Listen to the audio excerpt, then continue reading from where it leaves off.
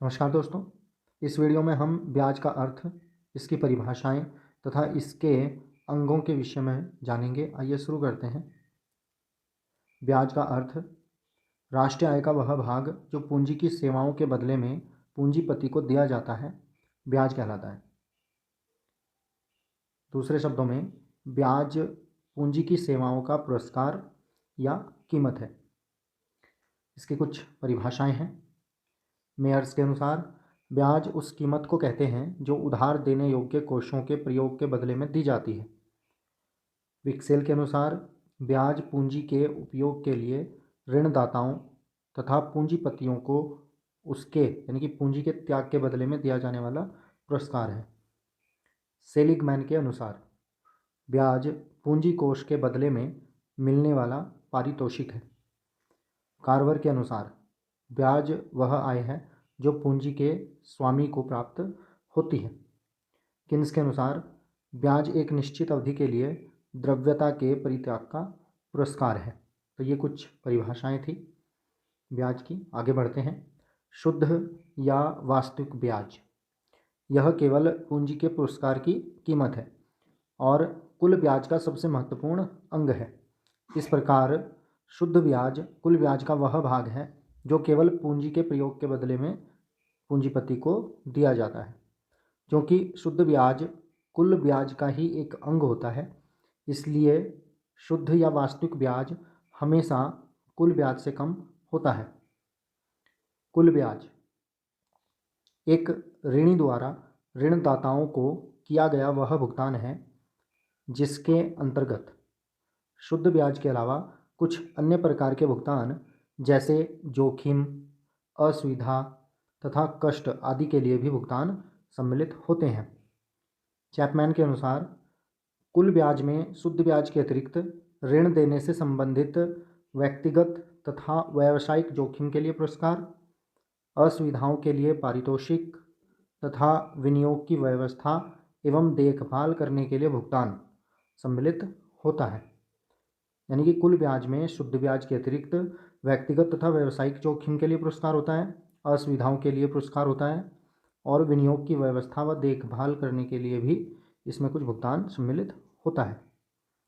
सामान्य जीवन में हम जिस ब्याज की चर्चा करते हैं वह कुल ब्याज ही होता है, शुद्ध ब्याज नहीं होता। वह कुल ब्याज के अंग, कुल ब्याज में शुद्ध या वास्तविक ब्याज होता है जिसका अर्थ हम पीछे जान चुके हैं। दूसरा है जोखिम का पुरस्कार। ऋणदाता को धन उधार देने में जोखिम उठाना पड़ता है, उसे यह डर होता है कि धन वापस मिलेगा या नहीं। ये जोखिम दो प्रकार का हो सकता है। पहला व्यावसायिक जोखिम और दूसरा व्यक्तिगत जोखिम। जब ऋणी को व्यापार में हानि हो जाती है तो वह ऋणी ईमानदार होते हुए भी धन चुकाने में असमर्थ होता है, तो इस प्रकार से जो जोखिम होगा वो व्यावसायिक जोखिम होगा और ये जोखिम व्यवसाय की अनिश्चितता के कारण होता है। दूसरा है व्यक्तिगत जोखिम। व्यक्तिगत जोखिम ऋणी की आर्थिक स्थिति, चरित्र तथा ईमानदारी पर निर्भर करता है। जब ऋणी ऋण चुकाने में समर्थ होता है लेकिन वह ऋण को चुकाने से इनकार कर देता है या दिवालिया हो जाता है, तो ऐसे में ऋणदाता को जो जोखिम उठानी पड़ती है उसे व्यक्तिगत जोखिम कहा जाता है। तो इसका पुरस्कार भी कुल ब्याज में सम्मिलित होता है। तीसरा है प्रबंध का पुरस्कार। ऋणदाता को ऋण देते और लेते समय कई प्रकार के प्रबंधन पर खर्च करना होता है धन को। ऋणदाता धन का हिसाब किताब रखने के लिए मुनीम रखता है, क्लर्क रखता है अपने पास।